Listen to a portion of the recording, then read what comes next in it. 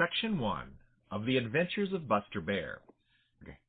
Recording by John Leader. The Adventures of Buster Bear by Thornton W. Burgess. Chapter 1.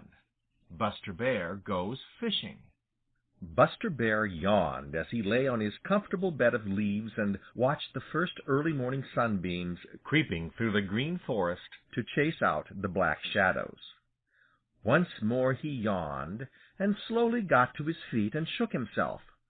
Then he walked over to a big pine tree, stood up on his hind legs, reached as high up on the trunk of the tree as he could, and scratched the bark with his great claws. After that he yawned until it seemed as if his jaws would crack, and then sat down to think what he wanted for breakfast. While he sat there, trying to make up his mind what would taste best, he was listening to the sounds that told of the waking of all the little people who live in the Green Forest. He heard Sammy Jay way off in the distance screaming, "Thief! Thief!" and grinned. "I wonder," thought Buster, "if someone has stolen Sammy's breakfast, or if he has stolen the breakfast of someone else. Probably he is the thief himself." He heard Chatterer the Red Squirrel scolding as fast as he could make his tongue go, and working himself into a terrible rage. "Must be that Chatterer got out of bed the wrong way this morning," thought he. He heard Blacky the Crow cawing at the top of his lungs, and he knew by the sound that Blacky was getting into mischief of some kind. He heard the sweet voices of happy little singers, and they were good to hear. But most of all he listened to a merry, low, silvery laugh that never stopped but went on and on until he just felt as if he must laugh too. It was the voice of the Laughing Brook, and as Buster listened it suddenly came to him just what he wanted for breakfast. "I'm going fishing," said he in his deep, grumbly, rumbly voice to no one in particular. "Yes, sir, I'm going fishing. I want some fat trout for my breakfast." He shuffled along over to the Laughing Brook and straight to a little pool of which he knew, and as he drew near he took the greatest care not to make the teeniest, weeniest bit of noise. Now it just happened that, early as he was, some one was before Buster Bear. When he came in sight of the little pool, who should he see but another fisherman there, who had already caught a fine fat trout. Who was it? Why, Little Joe Otter, to be sure. He was just climbing up the bank with a fat trout in his mouth. Buster Bear's own mouth watered as he saw it. Little Joe sat down on the bank and prepared to enjoy his breakfast. He hadn't seen Buster Bear, and he didn't know that he or anyone else was anywhere near. Buster Bear tiptoed up very softly until he was right behind Little Joe Otter. "Woof! Woof!" said he in his deepest, most grumbly, rumbly voice. "That's a very fine-looking trout. I wouldn't mind if I had it myself." Little Joe Otter gave a frightened squeal and without even turning to see who was speaking, dropped his fish and dived headfirst into the Laughing Brook. Buster Bear sprang forward and with one of his big paws caught the fat trout just as it was slipping back into the water. "Here's your trout, Mr. Otter," said he, as Little Joe put his head out of water to see who had frightened him so. "Come and get it." But Little Joe wouldn't. The fact is, he was afraid to. He snarled at Buster Bear and called him a thief and everything bad he could think of. Buster didn't seem to mind. He chuckled as if he thought it all a great joke, and repeated his invitation to Little Joe to come and get his fish. But Little Joe just turned his back and went off down the Laughing Brook in a great rage. "It's too bad to waste such a fine fish," said Buster thoughtfully. "I wonder what I'd better do with it." And while he was wondering, he ate it all up. Then he started down the Laughing Brook to try to catch some for himself. End of Chapter 1. Chapter 2. Little Joe Otter Gets Even with Buster Bear. Little Joe Otter was in a terrible rage. It was a bad beginning for a beautiful day, and Little Joe knew it. But who wouldn't be in a rage if his breakfast was taken from him just as he was about to eat it? Anyway, that is what Little Joe told Billy Mink. Perhaps he didn't tell it quite exactly as it was, but you know he was very badly frightened at the time. "I was sitting on the bank of the Laughing Brook beside one of the little pools," he told Billy Mink, "and was just going to eat a fat trout I had caught when who should come along but that great big bully, Buster Bear. He took that fat trout away from me and ate it just as if it belonged to him. I hate him. If I live long enough, I'm going to get even with him." Of course, that wasn't nice talk and anything but a nice spirit, but Little Joe Otter's temper is sometimes pretty short, especially when he is hungry, and this time he had had no breakfast, you know. Buster Bear hadn't actually taken the fish away from Little Joe, but looking at the matter as Little Joe did, it amounted to the same thing. You see, Buster knew perfectly well when he invited Little Joe to come back and get it that Little Joe wouldn't dare do anything of the kind. "Where is he now?" asked Billy Mink. "He's somewhere up the Laughing Brook. I wish he'd fall in and get drowned," snapped Little Joe. Billy Mink just had to laugh. The idea of great big Buster Bear getting drowned in the Laughing Brook was too funny. There wasn't water enough in it anywhere except down in the Smiling Pool, and that was on the Green Meadows, where Buster had never been known to go. "Let's go see what he is doing," said Billy Mink. At first Little Joe didn't want to, but at last his curiosity got the better of his fear, and he agreed. So the two little brown-coated scamps turned down the Laughing Brook, taking the greatest care to keep out of sight themselves. They had gone only a little way when Billy Mink whispered, "Shh! There he is!" Sure enough, there was Buster Bear sitting close beside a little pool and looking into it very intently. "What's he doing?" asked Little Joe Otter as Buster Bear sat for the longest time without moving. Just then one of Buster's big paws went into the water as quick as a flash and scooped out a trout that had ventured too near.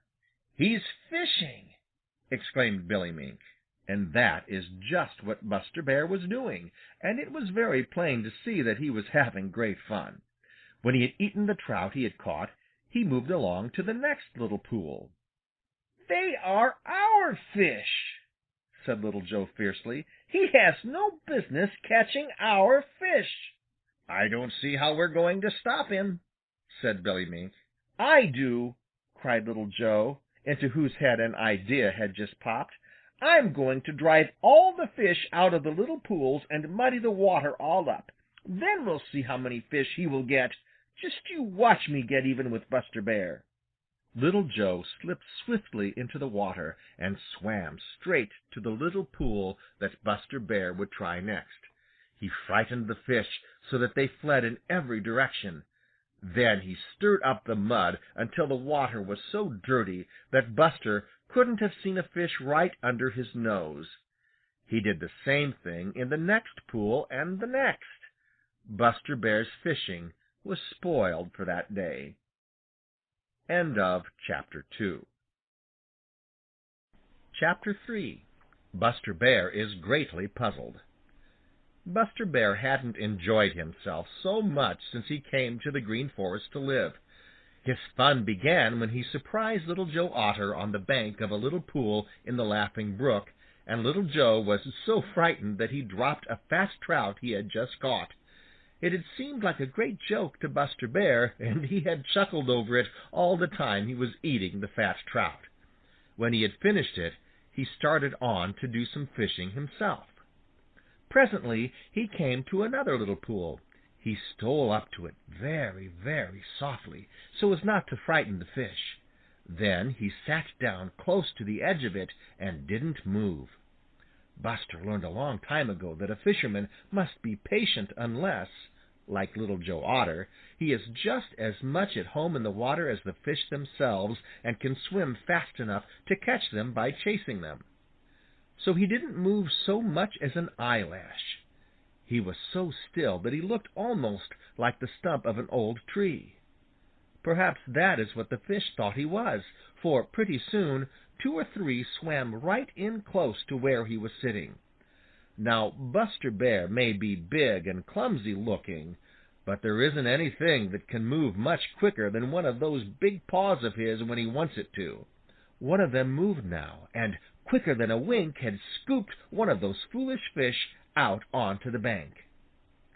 Buster's little eyes twinkled, and he smacked his lips as he moved on to the next little pool, for he knew that it was of no use to stay longer at the first one.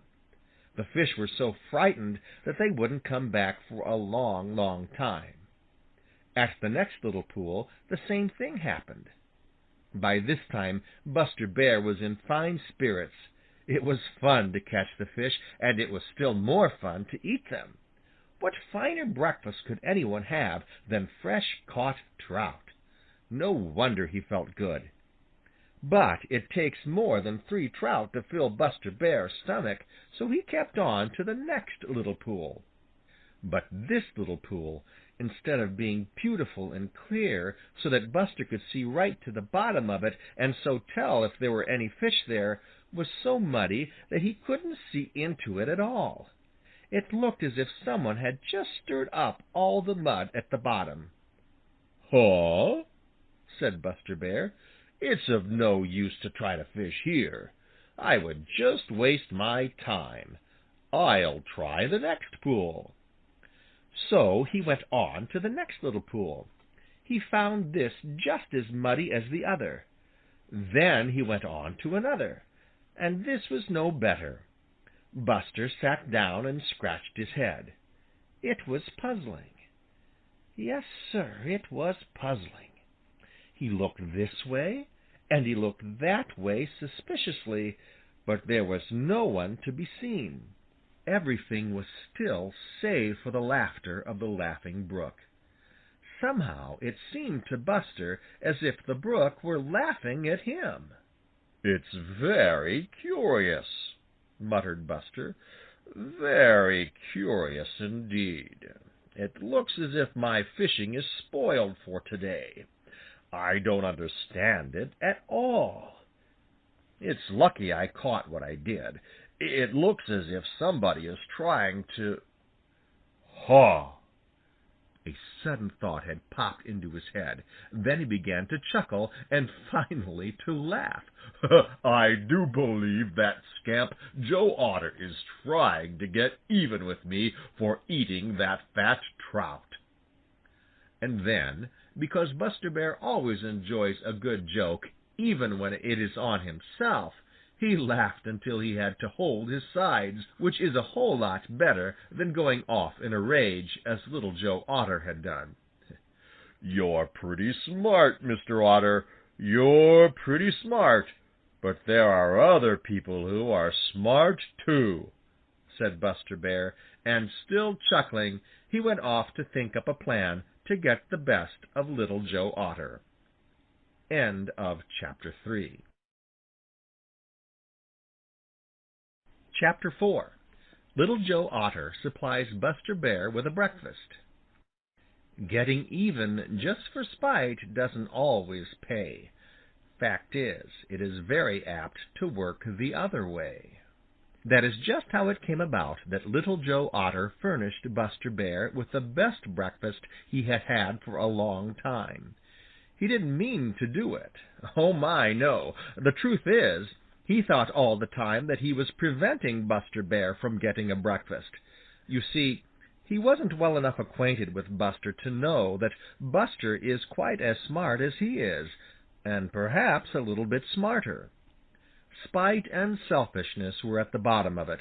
You see, Little Joe and Billy Mink had had all the fishing in the Laughing Brook to themselves so long that they thought no one else had any right to fish there.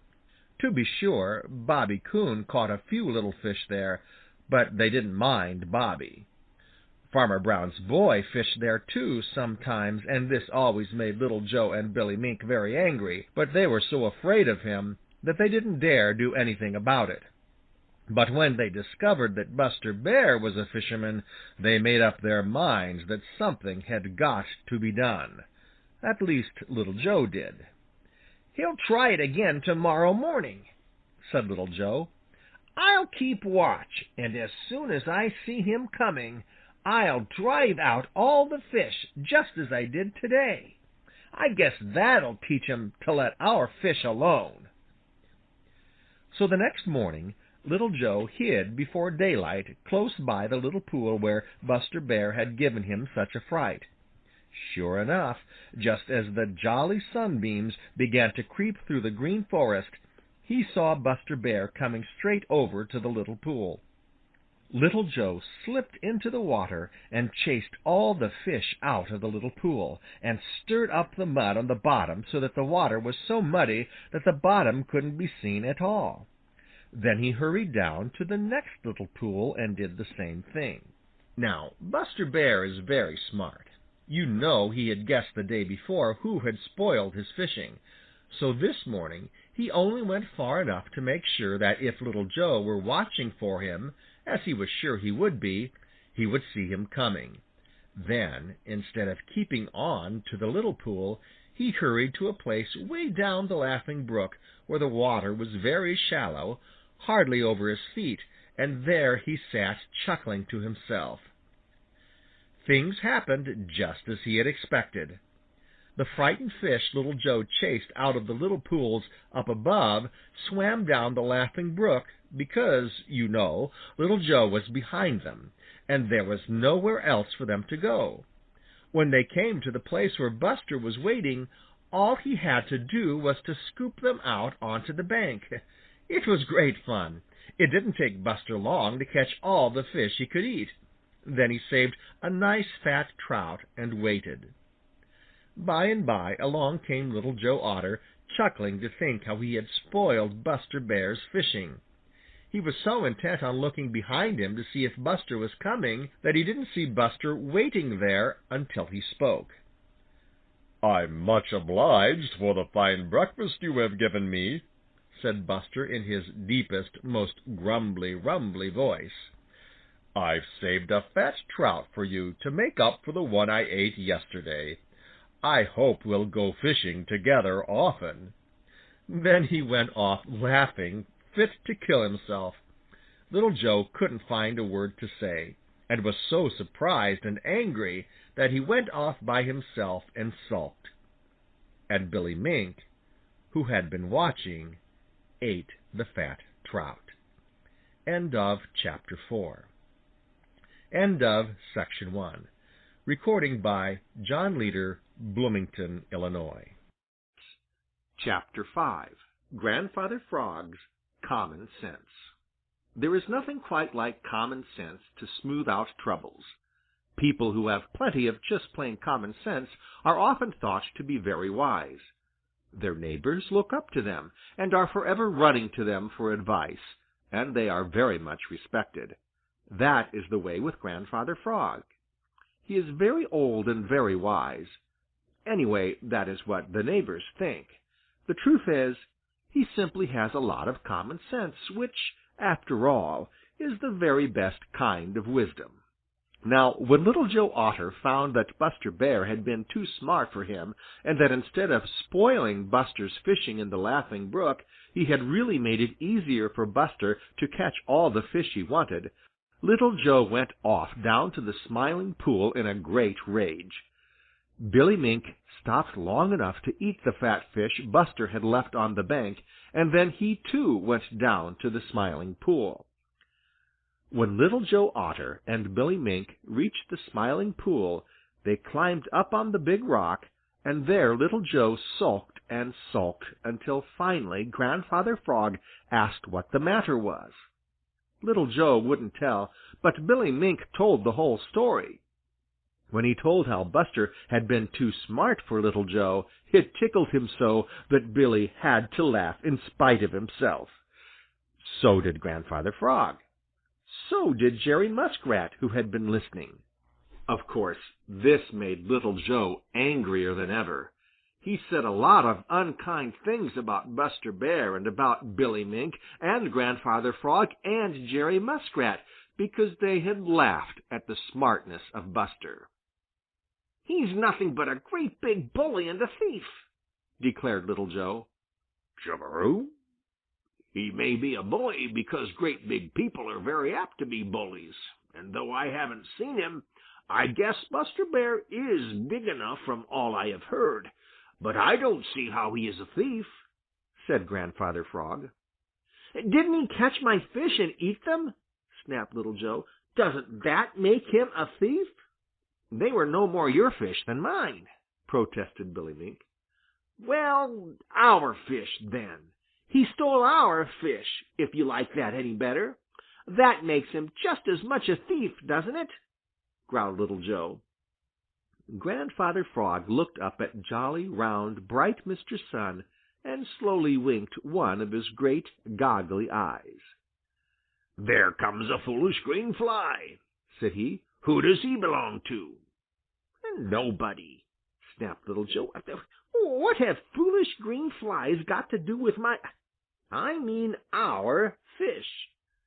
"Nothing, nothing at all," replied Grandfather Frog mildly. "I was just hoping that he would come near enough for me to snap him up. Then he would belong to me. As long as he doesn't belong to any one. I suppose that if Buster Bear should happen along and catch him, he would be stealing from me, according to Little Joe." "Of course not. What a silly idea. You're getting foolish in your old age," retorted Little Joe. "Can you tell me the difference between the fish that you haven't caught and the foolish green flies that I haven't caught?" asked Grandfather Frog. Little Joe couldn't find a word to say. "You take my advice, Little Joe Otter," continued Grandfather Frog, "and always make friends with those who are bigger and stronger and smarter than you are. You'll find it pays." Chapter 6. Little Joe Otter takes Grandfather Frog's advice. Who makes an enemy a friend, to fear and worry puts an end. Little Joe Otter found that out when he took Grandfather Frog's advice. He wouldn't have admitted that he was afraid of Buster Bear. No one ever likes to admit being afraid, least of all Little Joe Otter. And really, Little Joe has a great deal of courage. Very few of the little people of the Green Forest or the Green Meadows would willingly quarrel with him, for Little Joe is a great fighter when he has to fight. As for all those who live in or along the Laughing Brook or in the Smiling Pool, they let Little Joe have his own way in everything. Now, having one's own way too much is a bad thing. It is apt to make one selfish and thoughtless of other people and very hard to get along with. Little Joe Otter had his way too much. Grandfather Frog knew it and shook his head very soberly when Little Joe had been disrespectful to him. "Too bad, too bad, too bad, Chug-a-rum! It is too bad that such a fine young fellow as Little Joe should spoil a good disposition by such selfish heedlessness. Too bad," said he. So, though he didn't let on that it was so, Grandfather Frog really was delighted when he heard how Buster Bear had been too smart for Little Joe Otter. It tickled him so that he had hard work to keep a straight face. But he did, and was as grave and solemn as you please, as he advised Little Joe always to make friends with anyone who was bigger and stronger and smarter than he. That was good common sense advice. But Little Joe just sniffed and went off, declaring that he would get even with Buster Bear yet. Now, Little Joe is good-natured and full of fun as a rule, and after he had reached home and his temper had cooled off a little, he began to see the joke on himself. How, when he had worked so hard to frighten the fish in the little pools of the Laughing Brook so that Buster Bear should not catch any, he had all the time been driving them right into Buster Bear's paws. By and by he grinned, and it was a little sheepish grin at first, but at last it grew into a laugh. "I believe," said Little Joe as he wiped tears of laughter from his eyes, "that Grandfather Frog is right, and that the best thing I can do is to make friends with Buster Bear. I'll try it tomorrow morning." So very early the next morning Little Joe Otter went to the best fishing pool he knew of in the Laughing Brook, and there he caught the biggest trout he could find. It was so big and fat that it made Little Joe's mouth water, for you know fat trout are his favorite food. But he didn't take so much as one bite. Instead, he carefully laid it on an old log where Buster Bear would be sure to see it if he should come along that way. Then he hid near by where he could watch. Buster was late that morning. It seemed to Little Joe that he never would come. Once he nearly lost the fish. He had turned his head for just a minute, and when he looked back again, the trout was nowhere to be seen. Buster couldn't have stolen up and taken it, because such a big fellow couldn't possibly have gotten out of sight again. Little Joe darted over to the log and looked on the other side. There was the fat trout, and there also was Little Joe's smallest cousin, Shadow the Weasel, who is a great thief and altogether bad. Little Joe sprang at him angrily, but Shadow was too quick and darted away. Little Joe put the fish back on the log and waited. This time he didn't take his eyes off it. At last, when he was almost ready to give up, he saw Buster Bear shuffling along towards the Laughing Brook. Suddenly, Buster Bear stopped and sniffed. One of the Merry Little Breezes had carried the scent of that fat trout over to him. Then he came straight over to where the fish lay, his nose wrinkling and his eyes twinkling with pleasure. "Now I wonder who was so thoughtful as to leave this fine breakfast ready for me," said he out loud. "Me," said Little Joe in a rather faint voice. "I caught it specially for you." "Thank you," replied Buster, and his eyes twinkled more than ever. "I think we are going to be friends." I hope so," replied Little Joe. End of Chapter 6. Chapter 7. Farmer Brown's Boy Has No Luck at All. Farmer Brown's boy tramped through the Green Forest, whistling merrily. He always whistles when he feels light-hearted, and he always feels light-hearted when he goes fishing.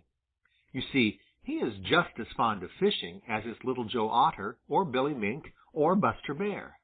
And now he was making his way through the Green Forest to the Laughing Brook, sure that by the time he had followed it down to the Smiling Pool, he would have a fine lot of trout to take home. He knew every pool in the Laughing Brook where the trout loved to hide, did Farmer Brown's boy, and it was just the kind of a morning when the trout should be hungry. So he whistled as he tramped along, and his whistle was good to hear. When he reached the first little pool, he baited his hook very carefully, and then, taking the greatest care to keep out of sight of any trout that might be in the little pool, he began to fish. Now, Farmer Brown's boy learned a long time ago that to be a successful fisherman, one must have a great deal of patience. So though he didn't get a bite right away, as he had expected to, he wasn't the least bit discouraged. He kept very quiet and fished, patiently waiting for a foolish trout to take his hook. But he didn't get so much as a nibble. "Either the trout have lost their appetite, or they have grown very wise," muttered Farmer Brown's boy, as after a long time he moved on to the next little pool. There the same thing happened. He was very patient, very, very patient, but his patience brought no reward, not so much as the faintest kind of a nibble. Farmer Brown's boy trudged on to the next pool, and there was a puzzled frown on his freckled face. Such a thing never had happened before. He didn't know what to make of it. All the night before he had dreamed about the delicious dinner of fried trout he would have the next day, and now, well, if he didn't catch some trout pretty soon, that splendid dinner would never be anything but a dream. If I didn't know that nobody else comes fishing here, I should think that somebody had been here this very morning and caught all the fish, or else frightened them so that they are all in hiding," said he, as he trudged on to the next little pool. "I never had such bad luck in all my life before. Hello! What's this?" There, on the bank beside the little pool, were the heads of 3 trout. Farmer Brown's boy scowled down at them, more puzzled than ever. "Somebody has been fishing here, and they have had better luck than I have," thought he. He looked up the Laughing Brook and down the Laughing Brook and this way and that way, but no one was to be seen. Then he picked up one of the little heads and looked at it sharply. It wasn't cut off with a knife. It was bitten off, he exclaimed. "I wonder now if Billy Mink is the scamp who has spoiled my fun." Thereafter he kept a sharp lookout for signs of Billy Mink, but though he found 2 or 3 more trout heads, he saw no other signs and he caught no fish. This puzzled him more than ever. It didn't seem possible that such a little fellow as Billy Mink could have caught or frightened all the fish or have eaten so many. Besides, he didn't remember ever having known Billy to leave heads around that way. Billy sometimes catches more fish than he can eat, but then he usually hides them. The farther he went down the Laughing Brook, the more puzzled Farmer Brown's boy grew. It made him feel very queer. He would have felt still more queer if he had known that all the time 2 other fishermen who had been before him were watching him and chuckling to themselves. They were Little Joe Otter and Buster Bear. End of Chapter 7. Chapter 8. Farmer Brown's Boy Feels His Hair Rise. 'Twas just a sudden odd surprise made Farmer Brown's boy's hair to rise. That's a funny thing for hair to do, rise up all of a sudden, isn't it? But that is just what the hair on Farmer Brown's boy's head did the day he went fishing in the Laughing Brook and had no luck at all. There are just 2 things that make hair rise: anger and fear. Anger sometimes makes the hair on the back and neck of Bowser the Hound and of some other little people bristle and stand up, and you know the hair on the tail of Black Pussy stands on end until her tail looks twice as big as it really is. Both anger and fear make it do that. But there is only one thing that can make the hair on the head of Farmer Brown's boy rise, and as it isn't anger, of course it must be fear. It never had happened before. You see, there isn't much of anything that Farmer Brown's boy is really afraid of. Perhaps he wouldn't have been afraid this time if it hadn't been for the surprise of what he found. You see, when he had found the heads of those trout on the bank, he knew right away that someone else had been fishing, and that was why he couldn't catch any. But it didn't seem possible that little Billy Mink could have eaten all those trout, and Farmer Brown's boy didn't once think of Little Joe Otter. And so he was very, very much puzzled.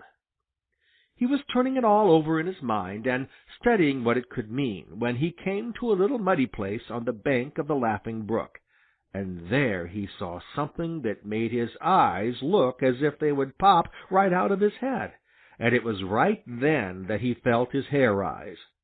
Anyway, that is what he said when he told about it afterwards. What was it he saw? What do you think? Why, it was a footprint in the soft mud. Yes, sir, that's what it was, and all it was. But it was the biggest footprint Farmer Brown's boy ever had seen, and it looked as if it had been made only a few minutes before. It was the footprint of Buster Bear. Now, Farmer Brown's boy didn't know that Buster Bear had come down to the Green Forest to live. He never had heard of a bear being in the Green Forest, and so he was so surprised that he had hard work to believe his own eyes, and he had a queer feeling all over, a little chilly feeling, although it was a warm day. Somehow he didn't feel like meeting Buster Bear. If he had had his terrible gun with him, it might have been different, but he didn't, and so he suddenly made up his mind that he didn't want to fish any more that day. He had a funny feeling, too, that he was being watched, although he couldn't see anyone. He was being watched. Little Joe Otter and Buster Bear were watching him and taking the greatest care to keep out of his sight. All the way home through the Green Forest, Farmer Brown's boy kept looking behind him, and he didn't draw a long breath until he reached the edge of the Green Forest. He hadn't run, but he had wanted to. "Huh," said Buster Bear to Little Joe Otter. "I believe he was afraid." And Buster Bear was just exactly right. End of Chapter 8. End of Section 2. Recording by John Leader, Bloomington, Illinois. Chapter 9. Little Joe Otter has great news to tell. Little Joe Otter was fairly bursting with excitement. He could hardly contain himself. He felt that he had the greatest news to tell since Peter Rabbit had first found the tracks of Buster Bear in the Green Forest.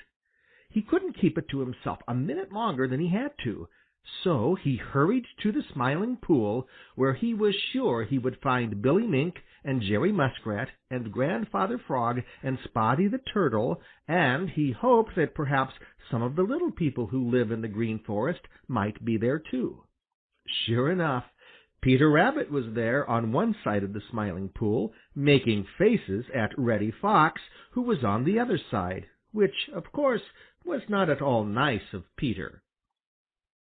Mr. and Mrs. Redwing were there, and Blacky the Crow was sitting in the big hickory tree. Little Joe Otter swam straight to the big rock and climbed up to the very highest part. He looked so excited and his eyes sparkled so that everyone knew right away that something had happened. "Hi!" cried Billy Mink. "Look at Little Joe Otter. It must be that for once he has been smarter than Buster Bear." Little Joe made a good-natured face at Billy Mink and shook his head. "No, Billy," said he. "You are wrong, altogether wrong. I don't believe anybody can be smarter than Buster Bear." Reddy Fox rolled his lips back in an unpleasant grin. "Don't be too sure of that," he snapped. "I'm not through with him yet." "Boaster! Boaster!" cried Peter Rabbit. Reddy glared across the Smiling Pool at Peter.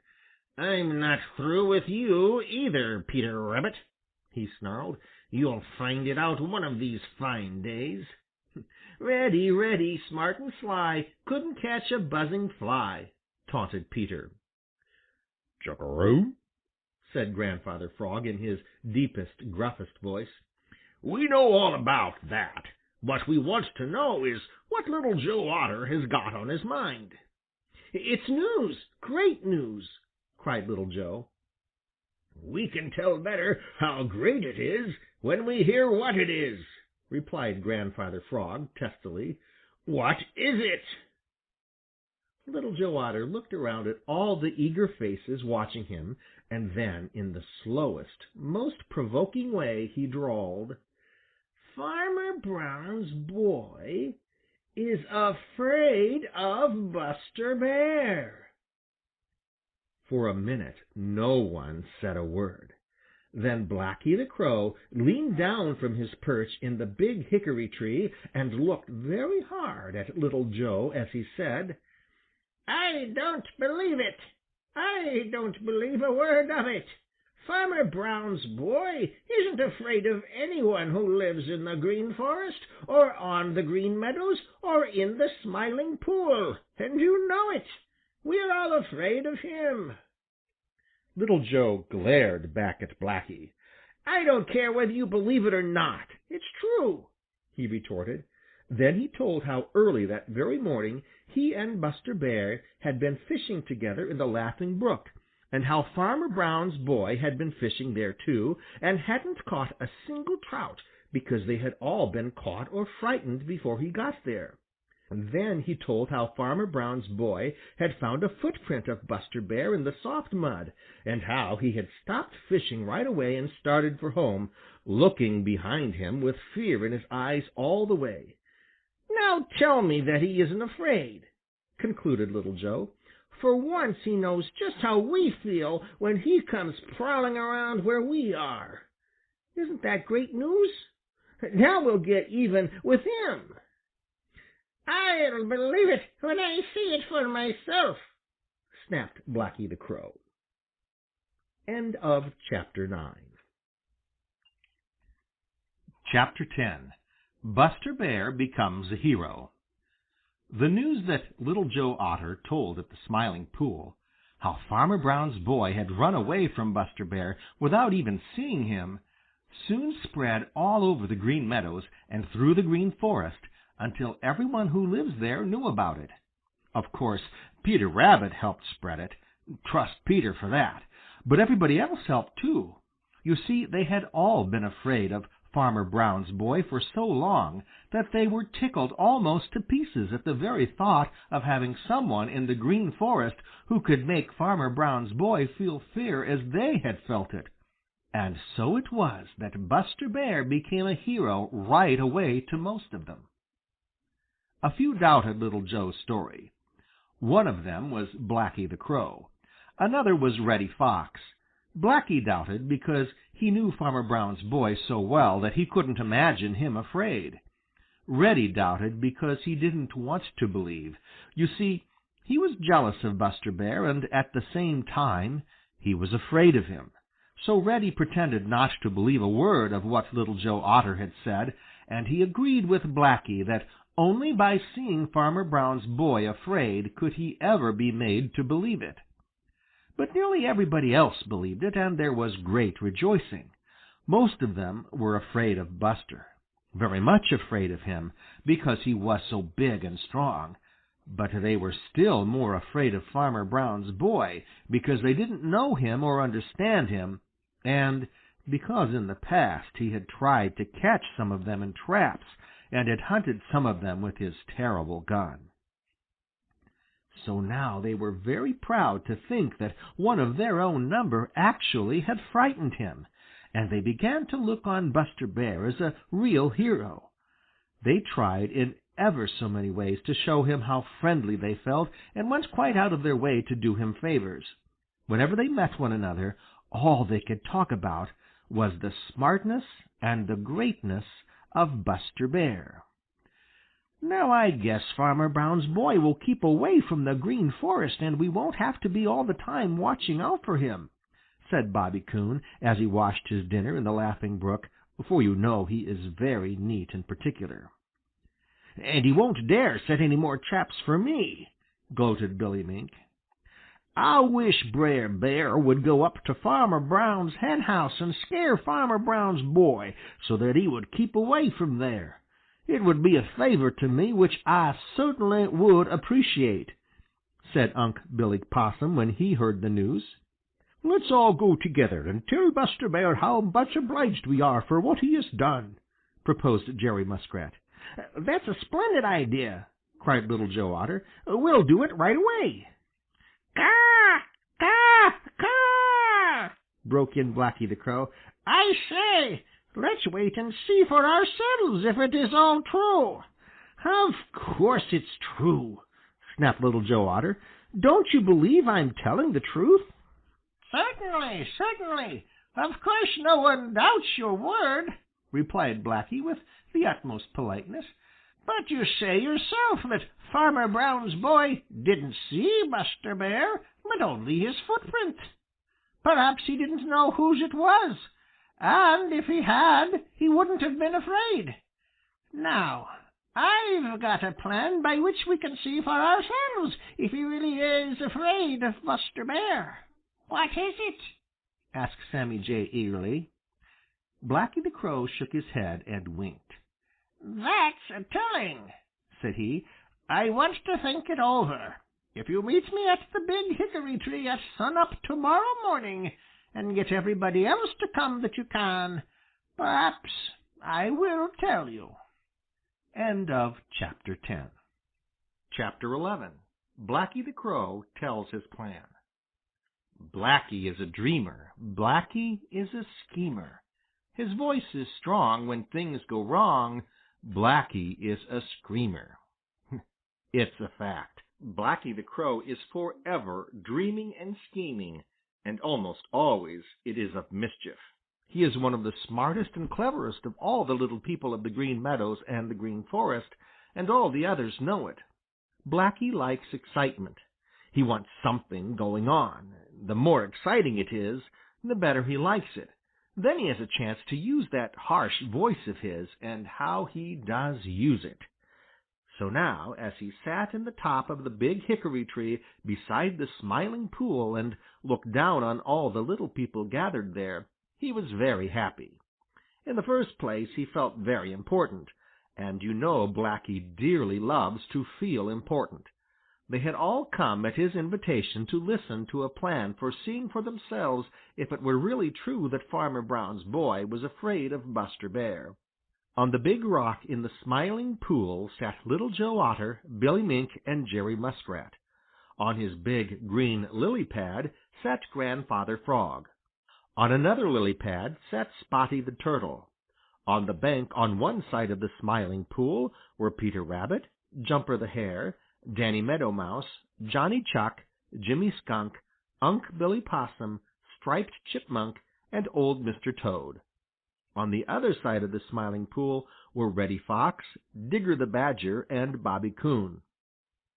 In the big hickory tree were Chatterer the Red Squirrel, Happy Jack the Gray Squirrel, and Sammy Jay. Blacky waited until he was sure that no one else was coming. Then he cleared his throat very loudly and began to speak. "Friends," said he. Everybody grinned, for Blacky has played so many sharp tricks that no one is really his friend, unless it is that other mischief-maker, Sammy Jay, who, you know, is Blacky's cousin. But no one said anything, and Blacky went on. "Little Joe Otter has told us how he saw Farmer Brown's boy hurry home when he found the footprint of Buster Bear on the edge of the Laughing Brook, and how all the way he kept looking behind him, as if he were afraid. Perhaps he was, and then again, perhaps he wasn't. Perhaps he had something else on his mind. You have made a hero of Buster Bear because you believe Little Joe's story. Now, I don't say that I don't believe it, but I do say that I will be a lot more sure that Farmer Brown's boy is afraid of Buster when I see him run away myself. Now, here is my plan. Tomorrow morning, very early, Sammy Jay and I will make a great fuss near the edge of the Green Forest. Farmer Brown's boy has a lot of curiosity, and he will be sure to come over to see what it is all about. Then we will lead him to where Buster Bear is. If he runs away, I will be the first to admit that Buster Bear is as great a hero as some of you seem to think he is. It is a very simple plan, and if you will all hide where you can watch, you will be able to see for yourselves if Little Joe Otter is right. Now, what do you say?" Right away, everybody began to talk at the same time. It was such a simple plan that everybody agreed to it, and it promised to be so exciting that everybody promised to be there. That is, everybody but Grandfather Frog and Spotty the Turtle, who didn't care to go so far away from the Smiling Pool. So it was agreed that Blacky should try his plan the very next morning. End of Chapter 11. Chapter 12. Farmer Brown's boy and Buster Bear grow curious. Ever since it was light enough to see at all, Blacky the Crow had been sitting in the top of the tallest tree on the edge of the Green Forest, nearest to Farmer Brown's house, and never for an instant had he taken his eyes from Farmer Brown's back door. What was he watching for? Why, for Farmer Brown's boy to come out on his way to milk the cows. Meanwhile, Sammy Jay was slipping silently through the Green Forest, looking for Buster Bear, so that when the time came he could let his cousin, Blacky the Crow, know just where Buster was. By and by the back door of Farmer Brown's house opened, and out stepped Farmer Brown's boy. In each hand he carried a milk pail. Right away Blacky began to scream at the top of his lungs. "Caw! Caw! Caw!" shouted Blacky. "Caw! Caw! Caw!" And all the time he flew about among the trees near the edge of the Green Forest as if so excited that he couldn't keep still. Farmer Brown's boy looked over there as if he wondered what all the fuss was about, as indeed he did, but he didn't start to go over and see. No, Sir, he started straight for the barn.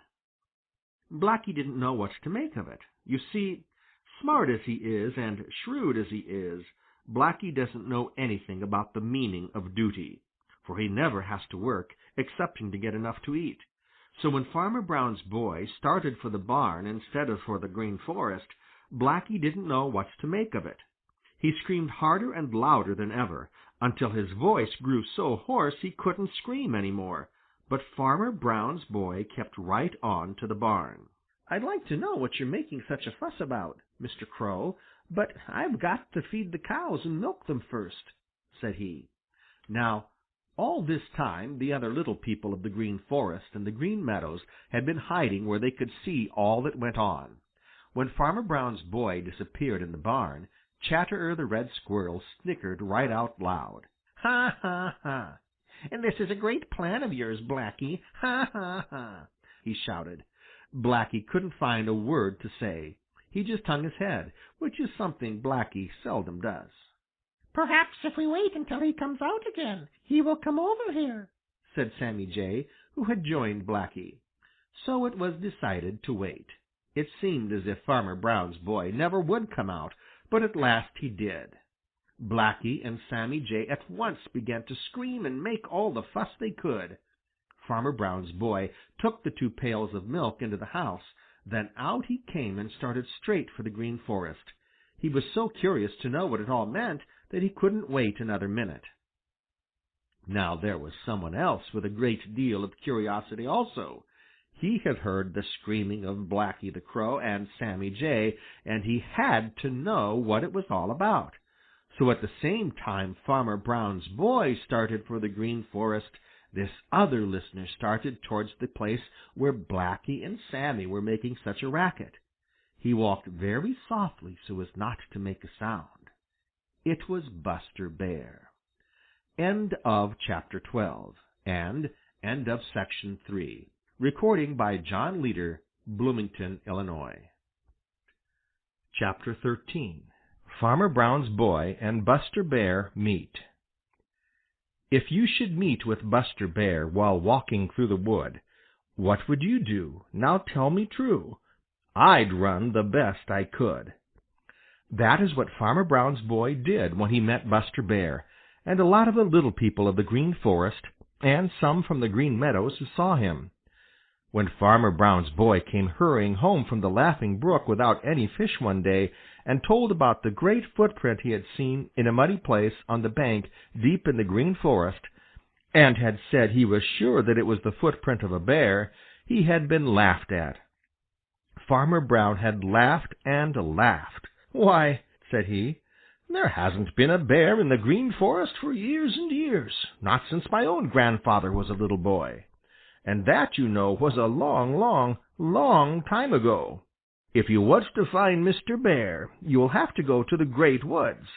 I don't know who made that footprint, but it certainly couldn't have been a bear. I think you must have imagined it." Then he had laughed some more, all of which goes to show how easy it is to be mistaken and how foolish it is to laugh at things you really don't know about. Buster Bear had come to live in the Green Forest, and Farmer Brown's boy had seen his footprint.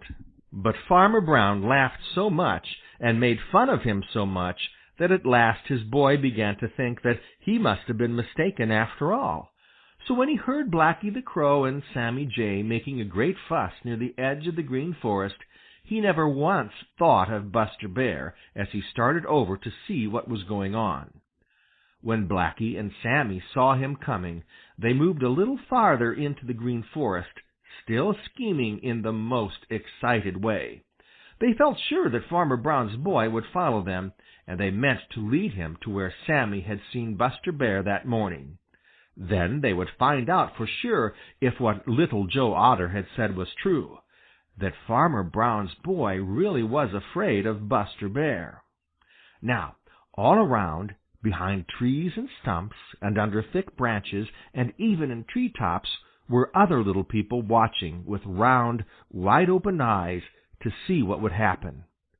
It was very exciting, the most exciting thing they could remember. You see, they had come to believe that Farmer Brown's boy wasn't afraid of anybody or anything, and as most of them were very much afraid of him, they had hard work to believe that he would really be afraid of even such a great, big, strong fellow as Buster Bear.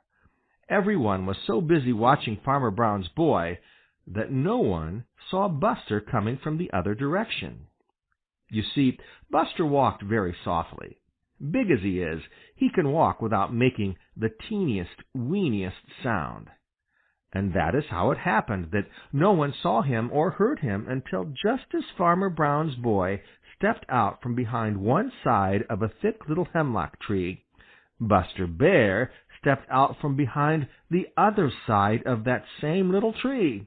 And there they were, face to face. Then everybody held their breath, even Blacky the Crow and Sammy Jay.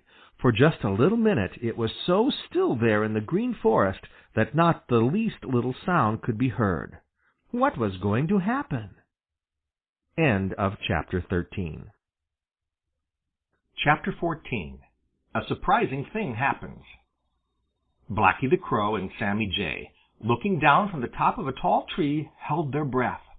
Happy Jack the Gray Squirrel and his cousin, Chatterer the Red Squirrel, looking down from another tree, held their breath.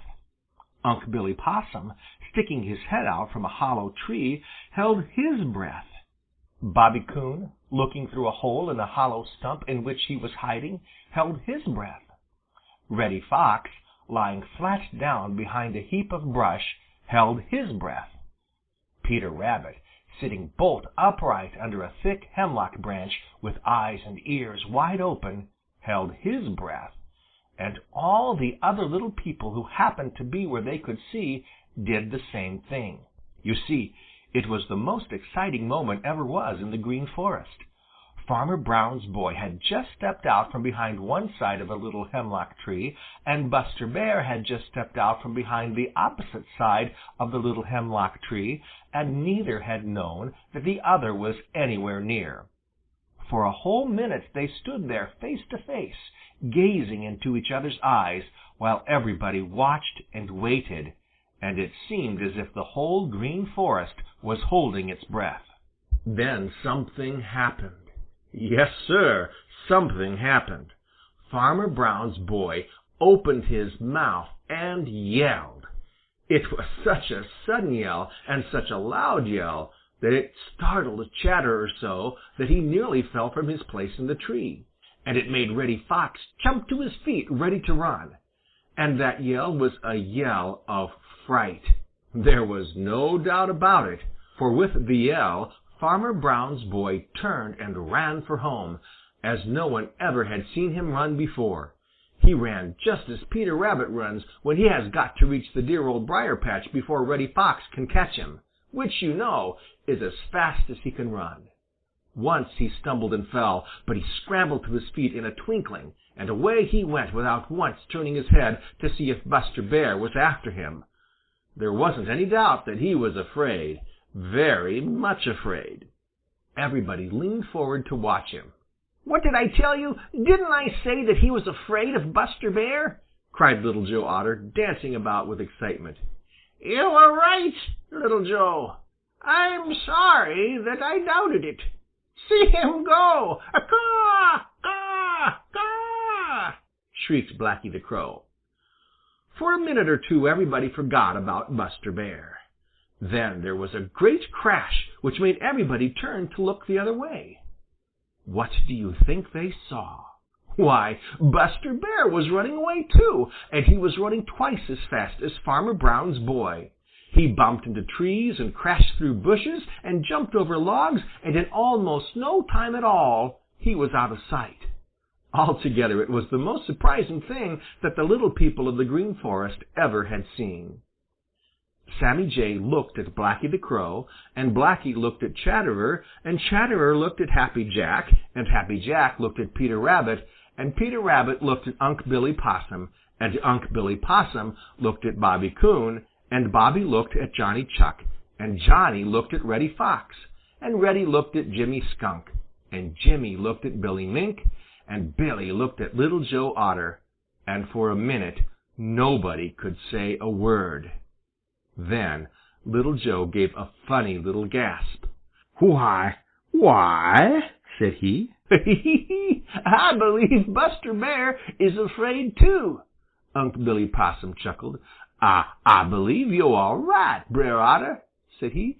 It certainly does look so. If Brer Bear isn't scared, he must have remembered something important and is gone to attend to it in a powerful hurry. Then everybody began to laugh. End of chapter 14. Chapter 15. Buster Bear is a fallen hero.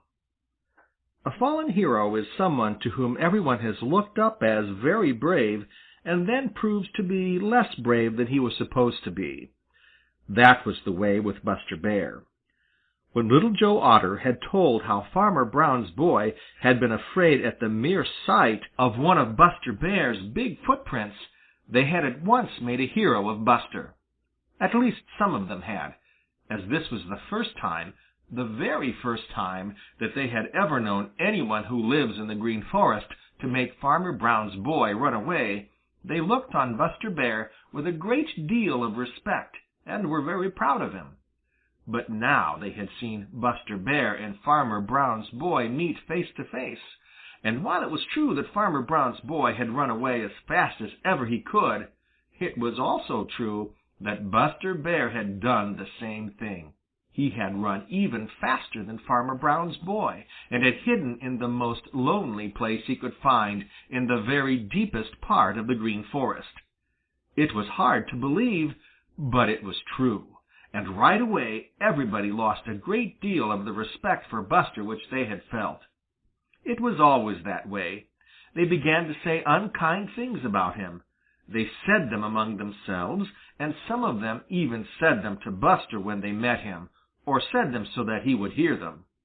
Of course, Blacky the Crow and Sammy Jay, who, because they can fly, have nothing to fear from Buster, and who always delight in making other people uncomfortable, never let a chance go by to tell Buster and everybody else within hearing what they thought of him. They delighted in flying about through the Green Forest until they had found Buster Bear, and then, from the safety of the tree tops, screaming at him. Buster Bear is big and strong. His teeth are big. His claws are long. In spite of these, he runs away and hides himself the livelong day. A dozen times a day Buster would hear them screaming this. He would grind his teeth and glare up at them, but that was all he could do. He couldn't get at them. He just had to stand it and do nothing.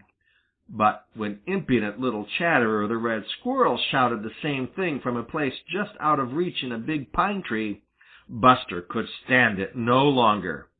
He gave a deep, angry growl that made little shivers run over Chatterer, and then suddenly he started up that tree after Chatterer.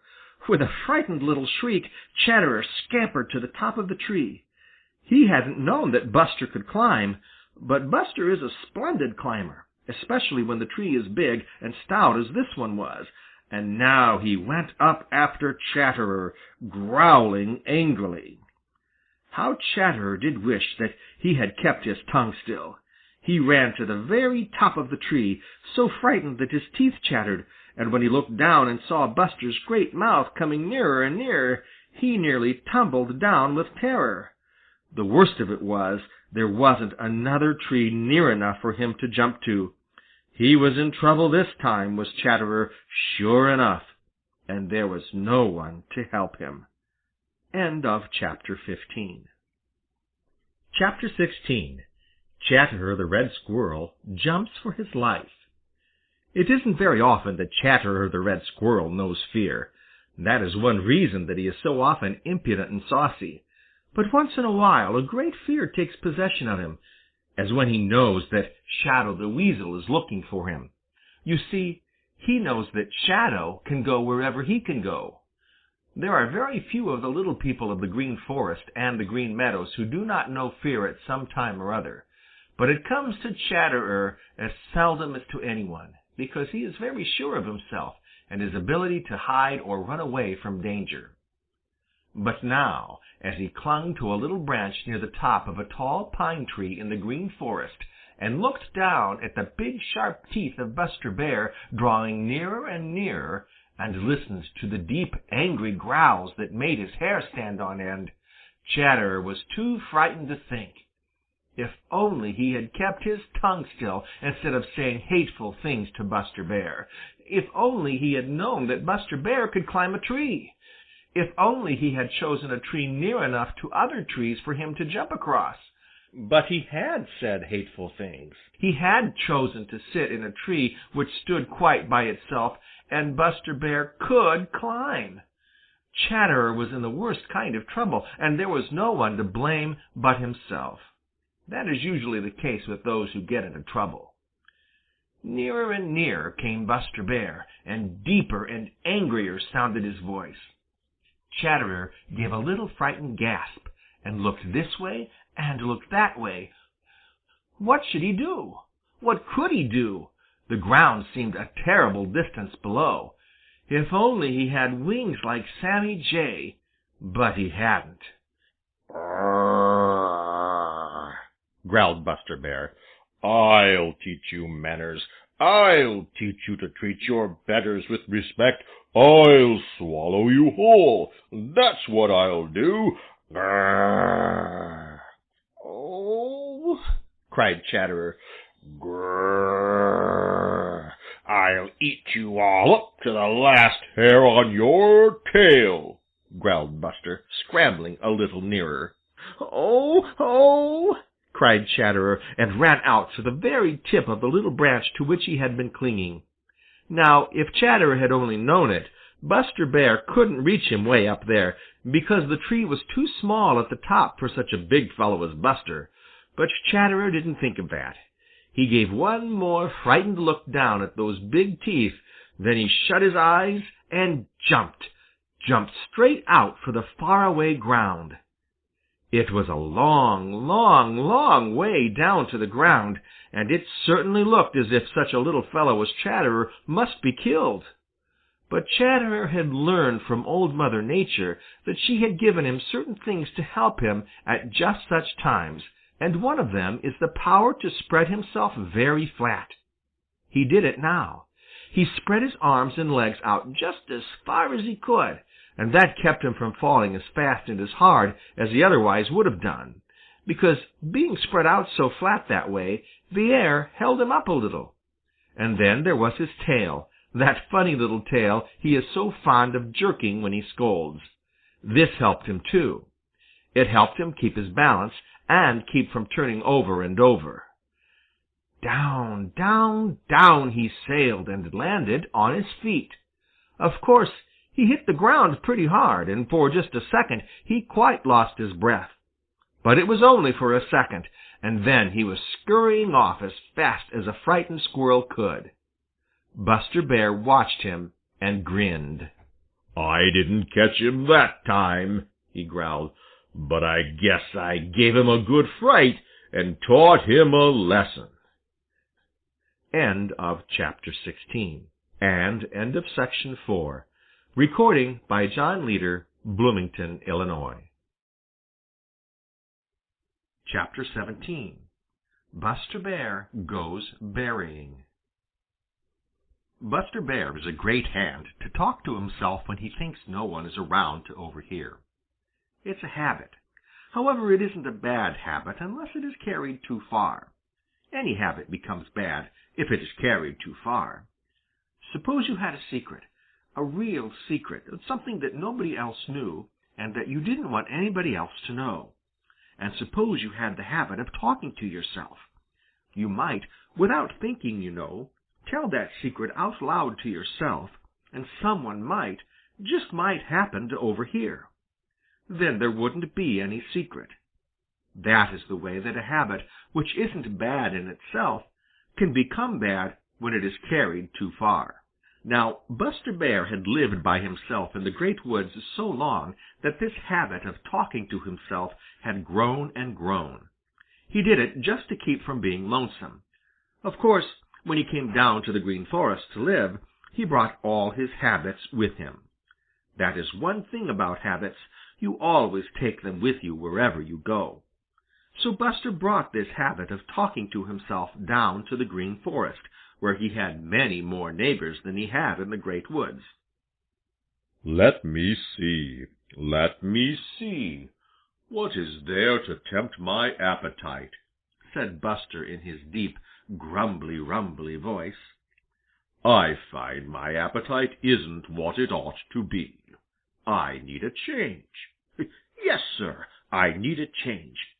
There is something I ought to have at this time of year, and I haven't got it. There is something that I used to have and don't have now. Ha! I know. I need some fresh fruit. That's it, fresh fruit. It must be about berry time now, and I'd forgotten all about it. My, how good some berries would taste. Now if I were back up there in the Great Woods, I could have all I could eat. Makes my mouth water just to think of it. There ought to be some in the Old Pasture. There ought to be a lot of them there. If I wasn't afraid that someone would see me, I'd go up there. Buster sighed. Then he sighed again. The more he thought about those berries he felt sure were growing in the Old Pasture, the more he wanted some. It seemed to him that never in all his life had he wanted berries as he did now. He wandered about uneasily. He was hungry for berries and nothing else. By and by he began to talk to himself again. If I wasn't afraid of being seen, I'd go up to the Old Pasture this very minute. Seems as if I could taste those berries. He licked his lips hungrily as he spoke, then his face brightened. I know what I'll do. I'll go up there at the very first peep of day tomorrow. I can eat all I want and get back to the Green Forest before there is any danger that Farmer Brown's boy or anyone else I'm afraid of will see me. That's just what I'll do. My, I wish tomorrow morning would hurry up and come. Now, though Buster didn't know it, someone had been listening. And that someone was none other than Sammy Jay. When at last Buster lay down for a nap, Sammy flew away, chuckling to himself. "I believe I'll visit the Old Pasture tomorrow morning myself," thought he. "I have an idea that something interesting may happen if Buster doesn't change his mind." Sammy was on the lookout very early the next morning. The first jolly little sunbeams had only reached the Green Meadows and had not started to creep into the Green Forest when he saw a big, dark form steal out of the Green Forest where it joins the Old Pasture. It moved very swiftly and silently, as if in a great hurry. Sammy knew who it was. It was Buster Bear, and he was going berrying. Sammy waited a little until he could see better. Then he, too, started for the Old Pasture. End of Chapter 17. Chapter 18. Somebody else goes berrying. Isn't it funny how two people will often think of the same thing at the same time, and neither one know that the other is thinking of it? That is just what happened the day that Buster Bear first thought of going berrying. While he was walking around in the Great Forest, talking to himself about how hungry he was for some berries, and how sure he was that there must be some up in the Old Pasture, someone else was thinking about berries and about the Old Pasture too. "Will you make me a berry pie if I get the berries to-morrow?" asked Farmer Brown's boy of his mother. Of course Mrs. Brown promised that she would, and so that night Farmer Brown's boy went to bed very early that he might get up early in the morning, and all night long he dreamed of berries and berry pies. He was awake even before jolly, round, red Mr. Sun thought it was time to get up, and he was all ready to start for the Old Pasture when the first jolly little sunbeams came dancing across the Green Meadows. He carried a big tin pail, and in the bottom of it, wrapped up in a piece of paper, was a lunch, for he meant to stay until he filled that pail if it took all day. Now, the Old Pasture is very large. It lies at the foot of the big mountain, and even extends a little way up on the big mountain. There is room in it for many people to pick berries all day long without even seeing each other, unless they roam about a great deal.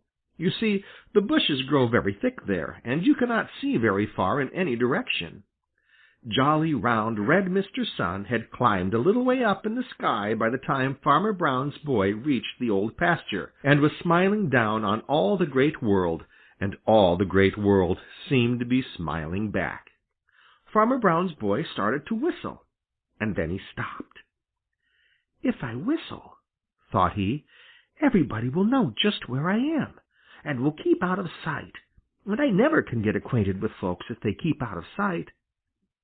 You see, Farmer Brown's boy was just beginning to understand something that Peter Rabbit and the other little people of the Green Meadows and the Green Forest learned almost as soon as they learned to walk, that if you don't want to be seen, you mustn't be heard. So he didn't whistle as he felt like doing, and he tried not to make a bit of noise as he followed an old cow path towards a place where he knew the berries grew thick and oh so big, and all the time he kept his eyes wide open, and he kept his ears open too. That is how he happened to hear a little cry, a very faint little cry. If he had been whistling, he wouldn't have heard it at all. He stopped to listen. He never had heard a cry just like it before. At first he couldn't make out just what it was or where it came from, but one thing he was sure of, and that was that it was a cry of fright. He stood perfectly still and listened with all his might. There it was again. "Help! Help! Help!" And it was very faint and sounded terribly frightened. He waited a minute or two, but heard nothing more. Then he put down his pail and began a hurried look here, there, and everywhere. He was sure that it had come from somewhere on the ground, so he peered behind bushes and peeped behind logs and stones, and then, just as he had about given up hope of finding where it came from, he went around a little turn in the old cow path, and there, right in front of him, was little Mr. Gartersnake. And what do you think he was doing? Well, I don't like to tell you, but he was trying to swallow one of the children of Stickytoes the Tree Toad. Of course, Farmer Brown's boy didn't let him. He made little Mr. Gartersnake set Master Stickytoes free and held Mr. Gartersnake until Master Stickytoes was safely out of reach. End of Chapter 18. Chapter 19. Buster Bear Has a Fine Time. Buster Bear was having the finest time he had had since he came down from the Great Woods to live in the Green Forest. To be sure, he wasn't in the Green Forest now, but he wasn't far from it. He was in the Old Pasture, one edge of which touches one edge of the Green Forest. And where do you think he was in the Old Pasture? Why, right in the middle of the biggest patch of the biggest blueberries he ever had seen in all his life. Now, if there is any one thing that Buster Bear had rather have above another, it is all the berries he can eat, unless it be honey. Nothing can quite equal honey in Buster Bear's mind, but next to honey, give him berries. He isn't particular what kind of berries, Raspberries, blackberries, or blueberries, either kind will make him perfectly happy. My, but these are good," he mumbled in his deep, grumbly, rumbly voice as he sat on his haunches, stripping off the berries greedily. His little eyes twinkled with enjoyment, and he didn't mind at all if now and then he got leaves and some green berries in his mouth with the big ripe berries. He didn't try to get them out. Oh, my, no, he just chomped them all up together and patted his stomach from sheer delight. Now Buster had reached the Old Pasture just as jolly, round, red Mr. Sun had crept out of bed, and he had fully made up his mind that he would be back in the Green Forest before Mr. Sun had climbed very far up in the blue, blue sky. You see, big as he is and strong as he is, Buster Bear is very shy and bashful, and he has no desire to meet Farmer Brown or Farmer Brown's boy or any other of those two-legged creatures called men. It seems funny, but he actually is afraid of them, and he had a feeling that he was a great deal more likely to meet one of them in the Old Pasture than deep in the Green Forest. So when he started to look for berries, he made up his mind that he would eat what he could in a great hurry and get back to the Green Forest before Farmer Brown's boy was more than out of bed. But when he found those berries, he was so hungry that he forgot his fears and everything else. They tasted so good that he just had to eat and eat and eat. Now you know that Buster is a very big fellow, and it takes a lot to fill him up.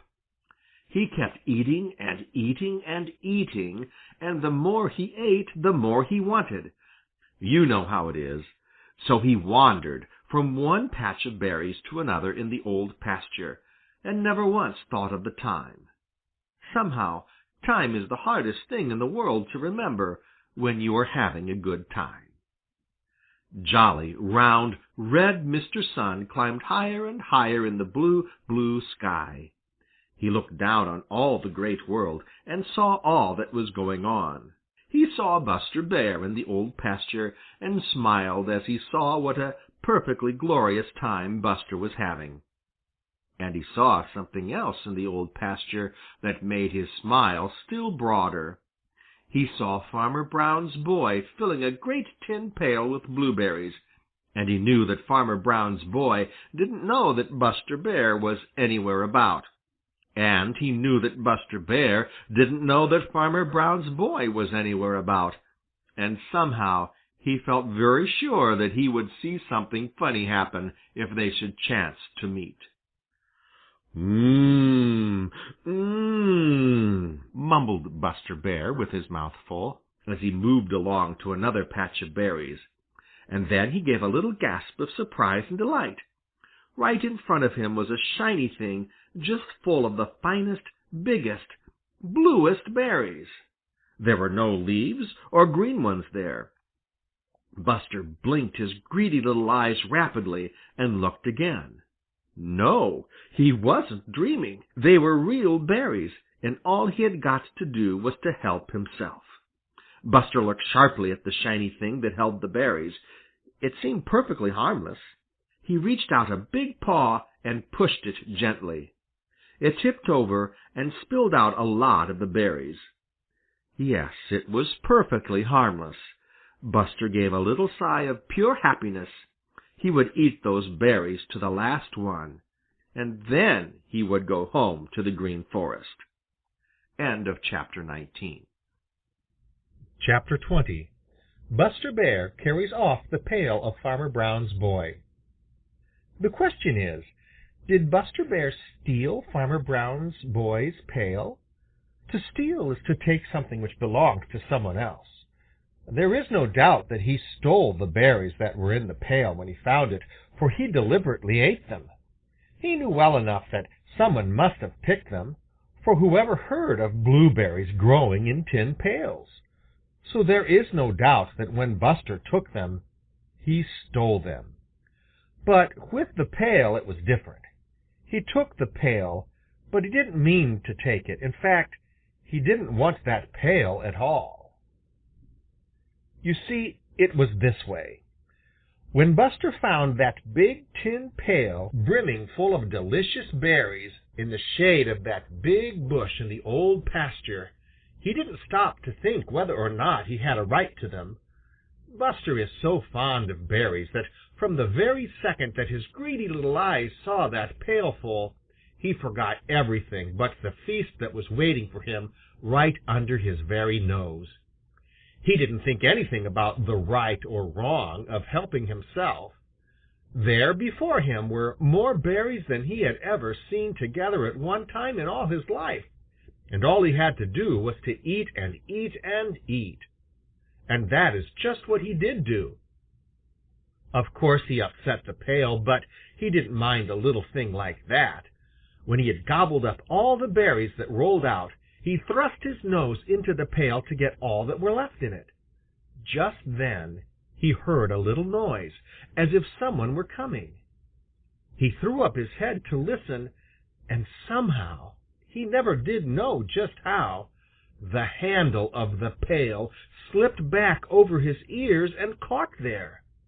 This was bad enough, but to make matters worse, just at that very minute he heard a shrill, angry voice shout, "Hi there! Get out of there!" He didn't need to be told whose voice that was. It was the voice of Farmer Brown's boy. Right then and there Buster nearly had a fit. There was that awful pail fast over his head so that he couldn't see a thing.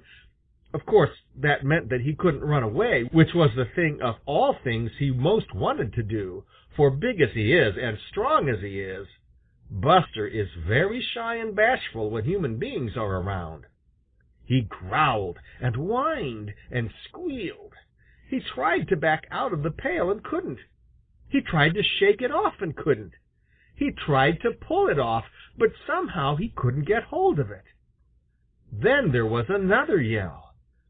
If Buster hadn't been so frightened himself, he might have recognized that second yell as one of fright, for that is what it was. You see, Farmer Brown's boy had just discovered Buster Bear.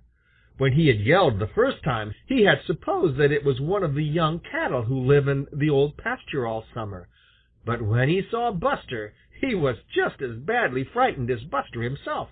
In fact, he was too surprised and frightened even to run.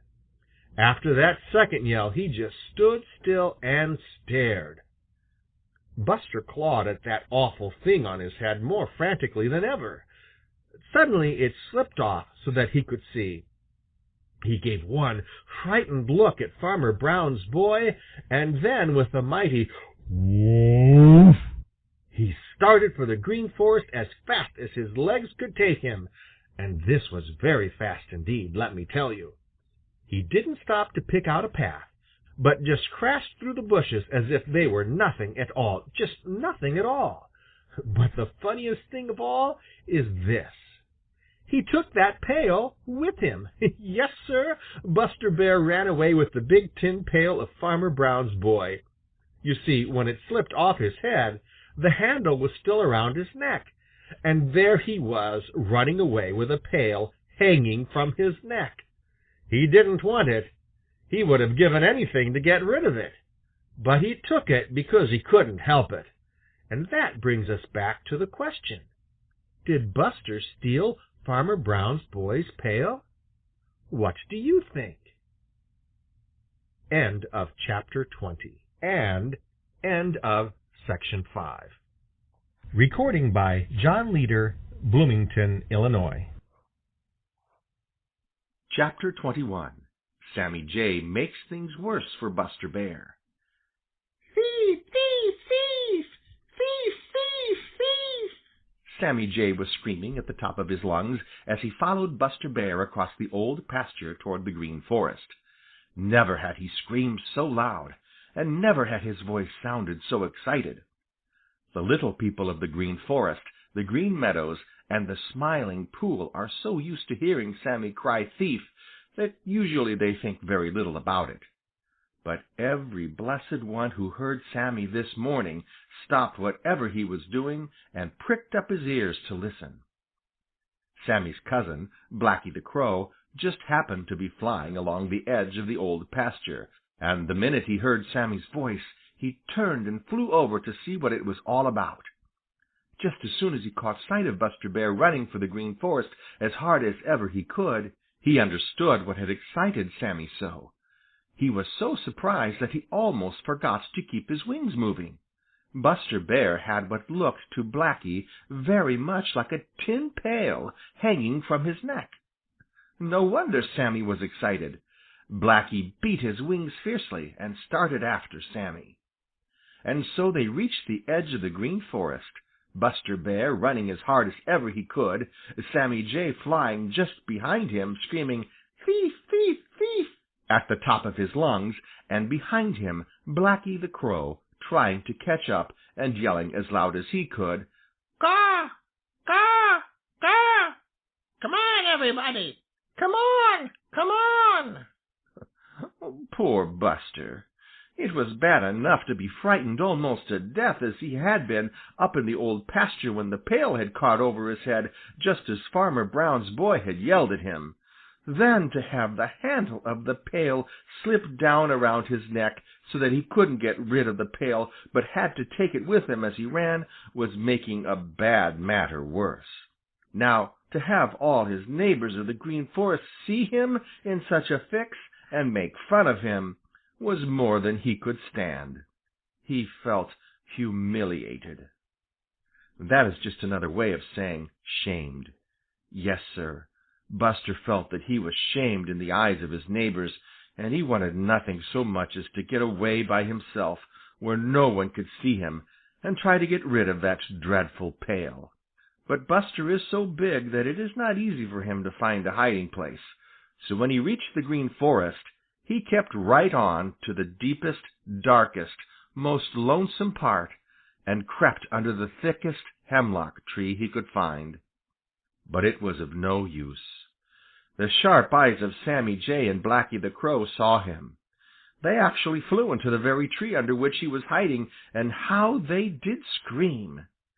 Pretty soon old Mr. Buzzard came dropping down out of the blue, blue sky and took a seat on a convenient dead tree, where he could see all that went on.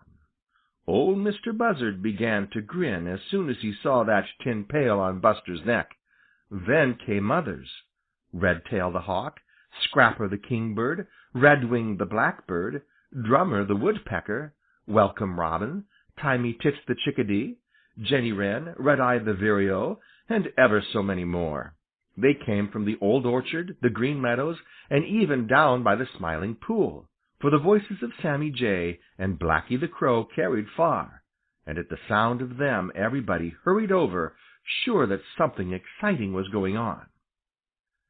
Presently Buster heard light footsteps, and peeping out he saw Billy Mink and Peter Rabbit and Jumper the Hare and Prickly Porky and Reddy Fox and Jimmy Skunk.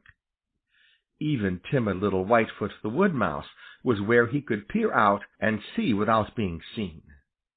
Of course Chatterer the Red Squirrel and Happy Jack the Gray Squirrel were there. There they all sat in a great circle around him, each where he felt safe, but where he could see, and every one of them laughing and making fun of Buster. "Thief, thief, thief!" screamed Sammy until his throat was sore. The worst of it was Buster knew that everybody knew that it was true. That awful pail was proof of it. "I wish I never had thought of berries," growled Buster to himself. End of Chapter 21. Chapter 22. Buster Bear has a fit of temper. A temper is a bad, bad thing when once it gets away. There's nothing quite at all like it to spoil a pleasant day. Buster Bear was in a terrible temper. Yes, sir, Buster Bear was having the worst fit of temper ever seen in the Green Forest, and the worst part of it all was that all his neighbors of the Green Forest and a whole lot from the Green Meadows and the Smiling Pool were also there to see it. It is bad enough to give way to temper when you are all alone and there is no one to watch you. But when you let temper get the best of you right where others see you, oh dear, dear, It certainly is a sorry sight. Now, ordinarily Buster is one of the most good-natured persons in the world. It takes a great deal to rouse his temper. He isn't 1/10 so quick-tempered as Chatterer the Red Squirrel or Sammy Jay or Reddy Fox. But when his temper is aroused and gets away from him, then watch out. It seemed to Buster that he had had all that he could stand that day, and a little more. First had come the fright back there in the Old Pasture. Then the pail had slipped down behind his ears and held fast, so he had run all the way to the Green Forest with it hanging about his neck. This was bad enough, for he knew just how funny he must look, and besides, it was very uncomfortable. But to have Sammy Jay call everybody within hearing to come and see him was more than he could stand. It seemed to Buster as if everybody who lives in the Green Forest, on the Green Meadows, or around the Smiling Brook was sitting around his hiding place, laughing and making fun of him. It was more than any self-respecting bear could stand. With a roar of anger, Buster Bear charged out of his hiding place. He rushed this way and that way. He roared with all his might. He was very terrible to see. Those who could fly flew. Those who could climb climbed, and those who were swift of foot ran. A few who could neither fly nor climb nor run fast hid and lay shaking and trembling for fear that Buster would find them. In less time than it takes to tell about it, Buster was alone. At least, he couldn't see anyone. Then he vented his temper on the tin pail. He cuffed at it and pulled at it all the time, growling angrily. He lay down and clawed at it with his hind feet. At last the handle broke, and he was free. He shook himself. Then he jumped on the helpless pail. With a blow of a big paw, he sent it clattering against a tree. He tried to bite it. Then he once more fell to knocking it this way and that way until it was pounded flat, and no one would ever have guessed that it had once been a pail. Then, and not till then, did Buster recover his usual good nature. Little by little, as he thought it all over, a look of shame crept into his face. I guess it wasn't the fault of that thing. I ought to have known to keep my head out of it, he said slowly and thoughtfully. You got no more than you deserve for stealing Farmer Brown's boy's berries, said Sammy Jay, who had come back and was looking on from the top of the tree. You ought to know by this time that no good comes of stealing. Buster Bear looked up and grinned, and there was a twinkle in his eye. You ought to know, Sammy Jay, said he. I hope you'll always remember it. Thief, thief, thief, screamed Sammy, and flew away. End of Chapter 22. Chapter 23. Farmer Brown's Boy Lunches on Berries. When things go wrong in spite of you, to smile's the best thing you can do. To smile and say, I'm mighty glad they are no worse. They're not so bad. And this is what Farmer Brown's boy said when he found that Buster Bear had stolen the berries he had worked so hard to pick and then had run off with the pail. You see, Farmer Brown's boy is learning to be something of a philosopher, one of those people who accept bad things cheerfully and right away see how they are better than they might have been. When he had first heard someone in the bushes where he had hidden his pail of berries, he had been very sure that it was one of the cows or young cattle who live in the Old Pasture during the summer. He had been afraid that they might stupidly kick over the pail and spill the berries, and he had hurried to drive whoever it was away. It hadn't entered his head that it could be anybody who would eat those berries.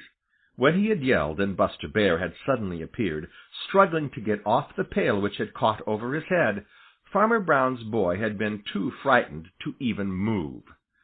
Then he had seen Buster tear away through the brush, even more frightened than he was, and right away his courage had begun to come back. "If he is so afraid of me, I guess I needn't be afraid of him," said he. "I've lost my berries, but it is worth it to find out that he is afraid of me. There are plenty more on the bushes, and all I've got to do is pick them. It might be worse."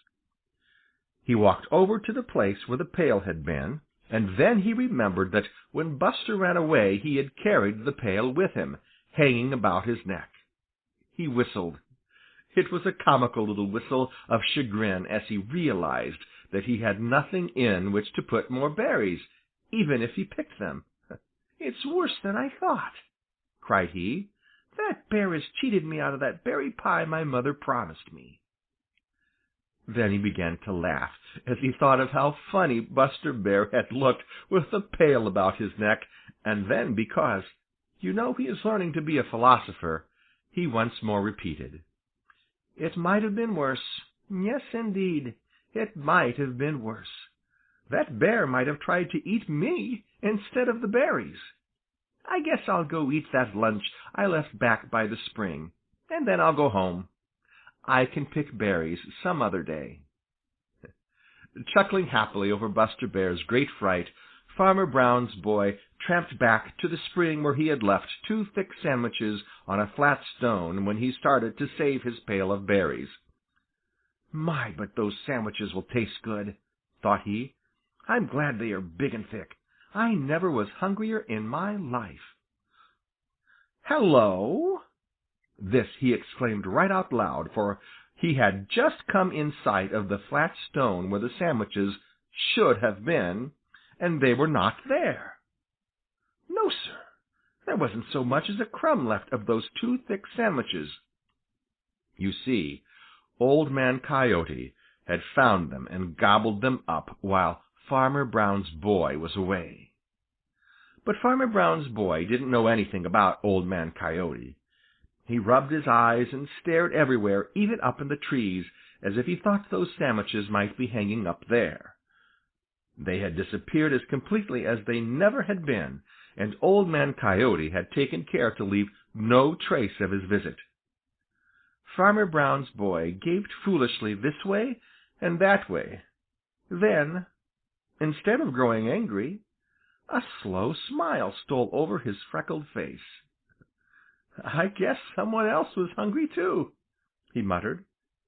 "Wonder who it was. I guess this old pasture is no place for me today. I'll fill up on berries, and then I'll go home." So Farmer Brown's boy made his lunch on blueberries, and then, rather sheepishly, he started for home to tell of all the strange things that had happened to him in the old pasture. 2 or 3 times as he trudged along, he stopped to scratch his head thoughtfully. "I guess," said he at last, "that I'm not so smart as I thought I was, and I've got a lot to learn yet." This is the end of the adventures of Buster Bear in this book because, guess why? Because Old Mr. Toad insists that I must write a book about his adventures, and Old Mr. Toad is such a good friend of all of us that I am going to do it. The end. End of Chapter 23. End of Section 6. And end of The Adventures of Buster Bear. Recording by John Leader, Bloomington, Illinois.